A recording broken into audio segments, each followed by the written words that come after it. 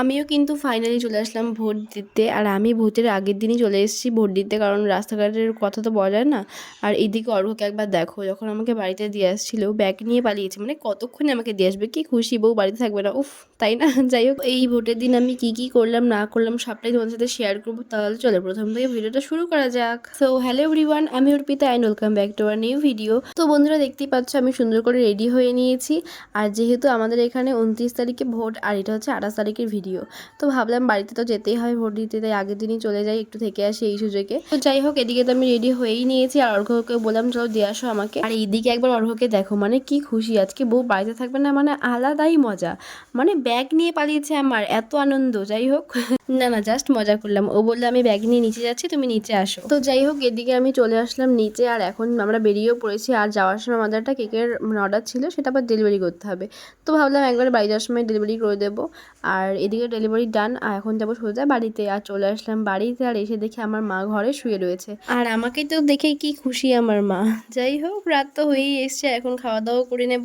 আর এটা হচ্ছে পরের দিন সকালবেলা, রাতে আর ভিডিও করা হয়নি। তো চোখ মুখ দেখে তো বুঝতেই পারছো যে আমি কটার সময় ঘুম থেকে উঠতে পেরেছি। মানে অনেক দেরি করে ঘুম থেকে উঠছি, প্রায় 12টা বাজে তখন। মানে আলাদাই সুখে আমি ঘুমিয়েছিলাম, মানে যতই হোক বাড়িতে এসেছি বলে কথা।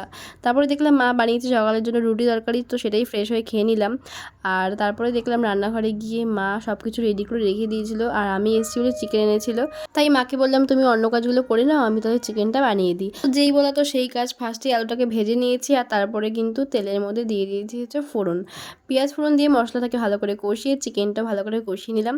তারপরে আর কি রান্নাবান্না কমপ্লিট করে সুন্দর করে স্নান করে নিয়েছি, স্নান করে রেডি হয়ে নিয়েছি। আর এখন দাঁড়িয়ে দাঁড়িয়ে ওয়েট করছি যে মা কখন আসবে রেডি হয়ে। আর এই যে আমার মা চলেও আসলো রেডি হয়ে। এখন যাবো আমরা সোজা হাঁটতে হাঁটতে ভোট দিতে, কারণ যেহেতু বাড়ির সামনেই ভোট, তাই হাঁটতে হাঁটতেই যাচ্ছিলাম।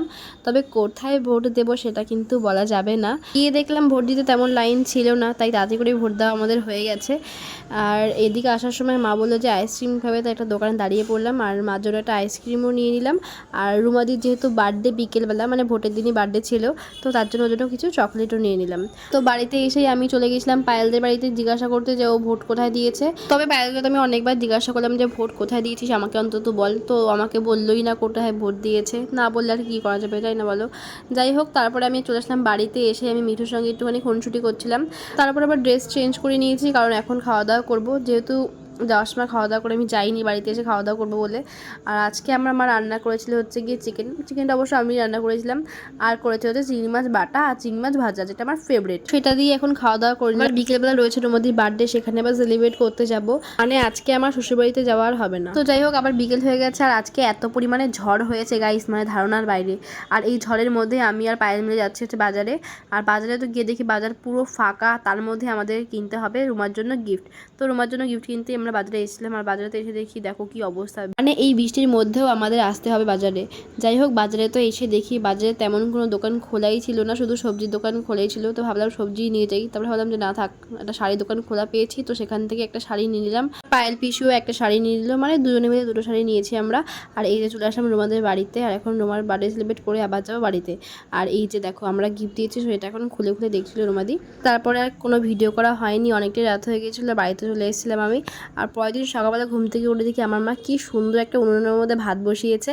তারপরে আবার চলে এসেছে আমাকে সকাল সকাল নিতে অর্ঘ্য বাড়িতে যাওয়ার জন্য। তো যাই হোক বন্ধুরা, আজকের মতন ভিডিওটা এতটুকুই। ভালো লাগলে অবশ্যই লাইক কমেন্ট অ্যান্ড শেয়ার করে দিও। Bye bye.